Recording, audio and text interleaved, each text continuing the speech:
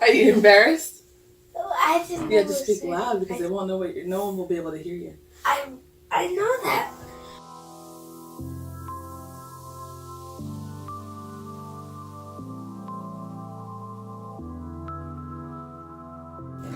It doesn't have to make it into the final cut. Edit it later. Mommy. We'll edit it later. So for today. Or are you gonna look at the camera and talk to them, or you talk to me? Or you can do both. But what is this? What is this whole? What are we doing? No, what are we doing? Don't. So Maggie had this idea to do like conversations together, and I said, well, what if we made it into a little video series? And she's been really excited about it. Yeah? Yes. Yes. But she does get a little nervous in front of the camera. Me too. Me too. Okay, so today's question is what now? What's a friend? What's a friend? Well, what do you think? I think a friend is someone you could look up to and trust, and friend is someone that you can count on. A friend is someone who's that's it. Someone you can look up to, trust, count on. I think those are all good things. I think those things too. Also, a friend is someone you can talk to and not have to worry about what they'll think about what you said. Like not gonna judge you? Or, yeah. Yeah. I mean, sometimes friends judge each other. But I think, like, that's like a really... I agree about not having to be afraid of that judgment, though. yeah. I guess, like, our current day where people are like, don't judge. But we always have thoughts and ideas about things. Like, if my friend is doing something, I might think that that's not the best choice, but, like, how do I treat them and how do I try to understand where they're coming from, even if maybe I might do something different. Like, I think that's what not judging means to me. Not necessarily not having any feelings about what they might do or think differently than I do or think, but then how do I, like, go on to interact with them later or even in the moment? Yeah. Like, remember when Uncle Tim lived here and he didn't want to kill the mice in the house? He wanted to, like, catch every single one and set them free. I thought, like, oh my goodness, if we do that, we're never going to catch them and we're never going to get rid of them, and this is so silly. But I didn't really take the time to think, like, he's really trying to value life. That's something that changed, like, a little bit for me, maybe later, but in the time I was like, you're so stupid. Like, just kill the mouse. What's a mouse anyway? You're asking me what a mouse is? I know what a mouse is. But you know what? Another kind of part of that question is when people say, what's a friend? A lot of times they are talking about what are they looking for in a friend. Like, what is a friend? How is someone a friend to you? But I think a good part of the question could be, what kind of friend am I? Yeah. Yeah, in school, for the morning journal, we, one of the questions was, do you think you're a good friend? And another one, a different one, another day, was, like, describe how you would want a friend, and, like, you could write all these, like, words, and, like, What were some of the words you put? wrote kind, encouraging, loyal, trustworthy, forgiving. let's talk about loyal. What does that word mean to you? That's a word that I have a lot of thoughts and feelings about. Do you have a lot of thoughts and feelings about the word loyal? Oh, really? Yeah, I mean, it's like mostly understood as like this a good thing to be, right? What do you think about loyal? I think loyal is like someone who will always stick with you and like have your back no matter like what, and they're not gonna be like bye, like see ya. Abandon you? Yeah. But what if the thing that you want to do or the direction you want to go is different from the direction they want to go? Are they disloyal if they choose not to stick with you? Like, let's say you want to move to California and your friend doesn't want to do that. Is there a way to continue to be loyal? I and think do different things? if they support you in what you think you want for yourself, that's still being loyal. And if you're still like have contact with each other and still like talk to each other like you and Liz, Mm-hmm. Oh, like me and Liz, yeah. and that's still loyal. But you know, like when Liz moved away to Rochester, I was used to having her in Philadelphia with me, and like whenever I needed her presence, her help, her closeness, like I really depended on that, or I got really used to it and I loved it. And then when she moved away 6 hours away to a cold place, I did feel like she was being disloyal to me. Like I did feel like she was abandoning me. And it took me probably like a year to be able to accept, come to terms, sort of let go of some of my hurt about that. It was a really hard year, the year that she left. And throughout that time, like she was always reminding me, I still love you. I miss you. Like she didn't try to like force me out of the way that I was feeling, but she also didn't. She had her own perspective on it, right? I think it could sometimes be hard though to stay loyal if you're angry sometimes and like you're upset at the decision that someone has made. Mhm. Yeah, when she was in Rochester for that first year that Liz was in Rochester.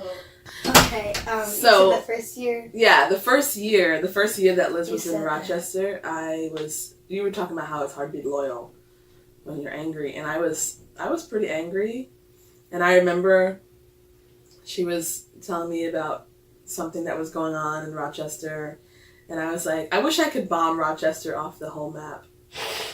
And she was like, Jess, that's not okay. Like, there's people who live here. And I was like, oh yeah, I don't actually want to hurt anybody. I just don't want that place to exist because I don't want there to be a place that you are and it's far from me.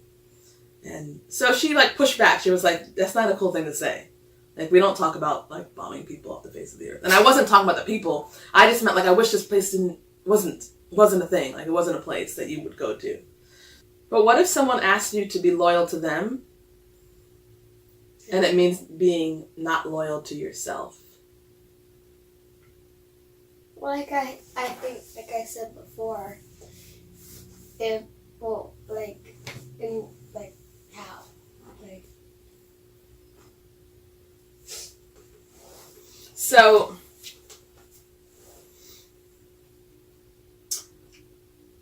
I'll tell you something that I haven't told you. Because when it happened, you were little, and I don't think you really were able to understand, or at least I didn't think you were able to understand, so I didn't. How little? It's been years. But do you remember how me and Miss Candace were really close friends for a while, and then we kind of weren't? She got really upset with me because of a choice that I made that she didn't want me to make. And she basically said, do this thing that I want you to do, or we're not friends. And it was really hard for me because I felt like, well, if my friendship depends on me obeying you and not listening to myself, then we're not friends anyway. Like, that's no friendship, to say either you do what I tell you or we're not friends. And so I made the decision to say, I'm sorry that you feel that way, but that's not the kind of friendship that I want. And so we parted ways. And so we're still, like, polite to each other. I mean, she lives across the street. But for all these years, like... I remember, like, we used to go in her attic, and Caleb and I, and, like, play, and she had all these... Now, and I sort of wondered why, like, we didn't, like, see her as much. That makes sense. Yeah, and it was, like, a hard thing for me. And, like, she's still, like, you know, we're still friendly, right? Like, I still see her at block meetings, and I say hello, and we smile, and we chit-chat. And, like, you know, she still gives you, like, candy on Halloween. But the kind of friendships that I thought we were going to have, that I hoped we would have, it didn't work out because, to me, that's not love, that's control. And I don't think love and control... I know that love and control don't go together. If your desire is to control someone, then you're not loving them. Yeah. And so we had to agree to... Well, I don't know actually if we agreed or not, but I basically had to decide for myself that this is not the kind of relationship that I want, and I'm not going to pursue it anymore. And in fact, I'm going to walk away from it for the most part. So I wondered if you wondered, like, what happened there. I did wonder if you wondered what happened. Have you had moments in a friendship that disappointed you, or? Well, I think a lot of times, and like, or sometimes like when someone says it, and this probably happens more because we're smaller than you guys, but like when someone says, I'm not your friend anymore, or like, I'm not going to talk to you, or like, I'm not going to talk to you a lot. And then like the next, and I already know because this happens like so much, like, you're just going to say, hey, you want to play with me tomorrow? And I'm just like, sure. And I feel like, remember you said you're not going to, and I'm just like, never mind. How old is Hosanna? 5. She's 5, yeah. But even some kids in my class, they say, do that? Like, yeah, and then the next day, she's like, oh, hi, blah, blah. And like, do you want to play at recess? And like, they forgot that what they said yesterday might have hurt you. Well, I think now it just like doesn't hurt me because I already know, like, they don't really mean it. It would still hurt me. We just learned how to, like, maybe ignore some of those hurts or put them away. I think for me, I just get annoyed that they do that. I don't really get mad or sad. I just get annoyed. I remember when I was about your age, sometimes we would say things like, I'll be your best friend if you give me a lollipop. Like something so stupid and little. And like that. But that means like you don't really want to be their friend. You just are making someone, or make like saying, oh, I'll do this if you give me blah blah. When like, if you really wanted to be their friend, you wouldn't need a lollipop or anything like that. Yes, right. That happens in grown-ups too, in grown-up relationships too. It's not just kids. It's not a lollipop anymore, and it's not saying I'll be your best friend. But people, like, they hold they hold, to me that's like holding your friendship hostage. I'll be your friend if you give me this thing. Yeah. And people do that. They hold their love, their support hostage to get what they want.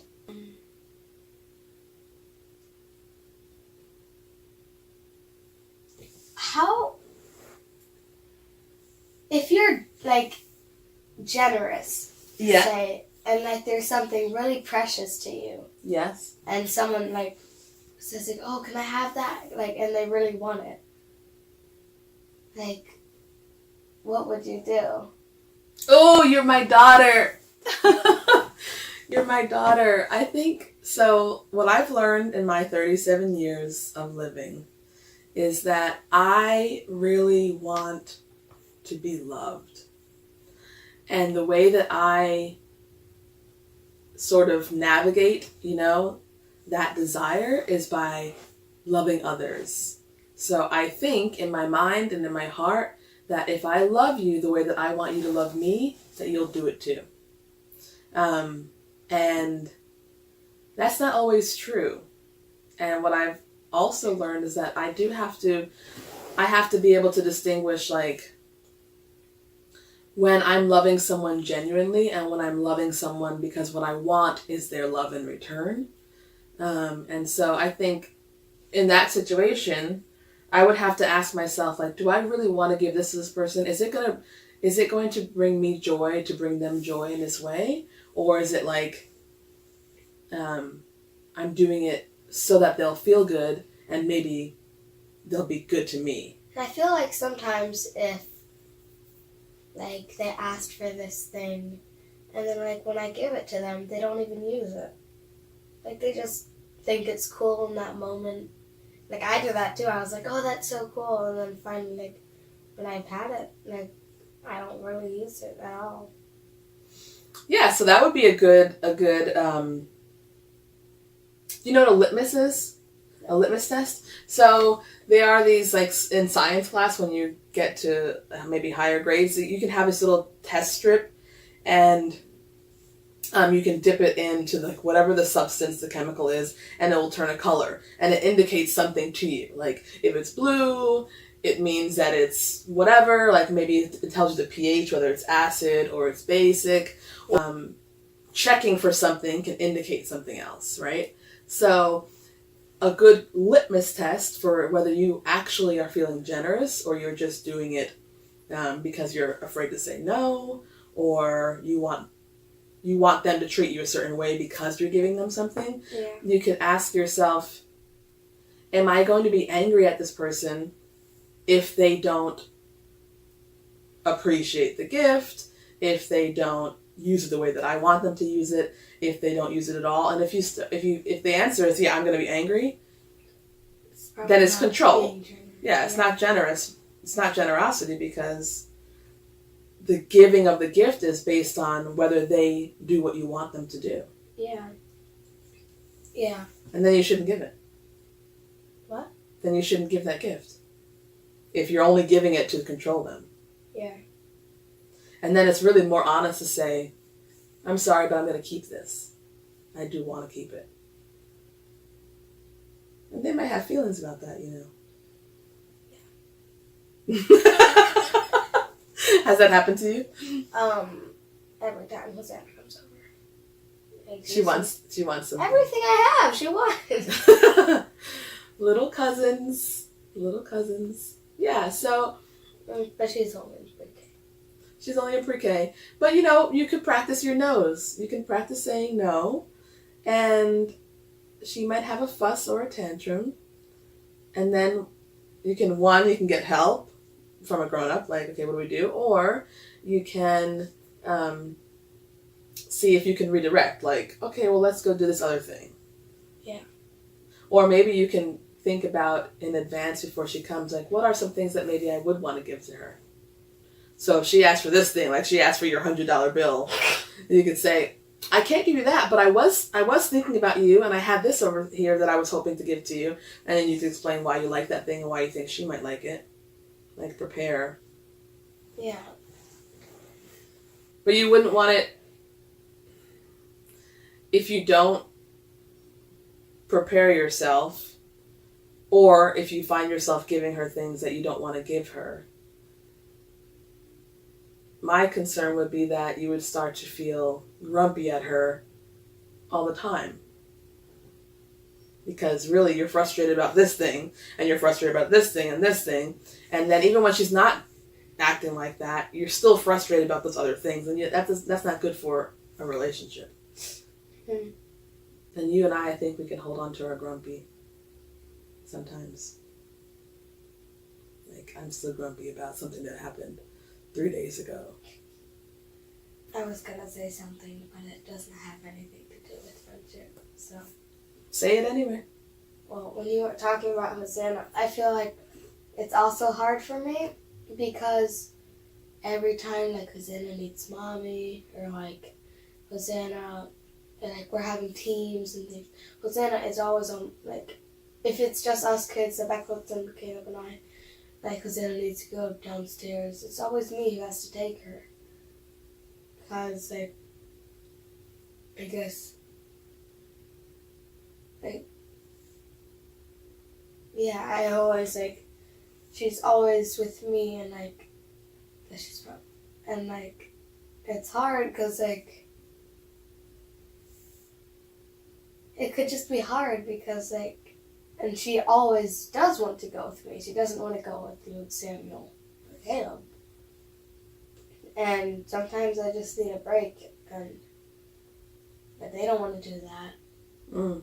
So then I just have to do it, and I'm stuck with doing it.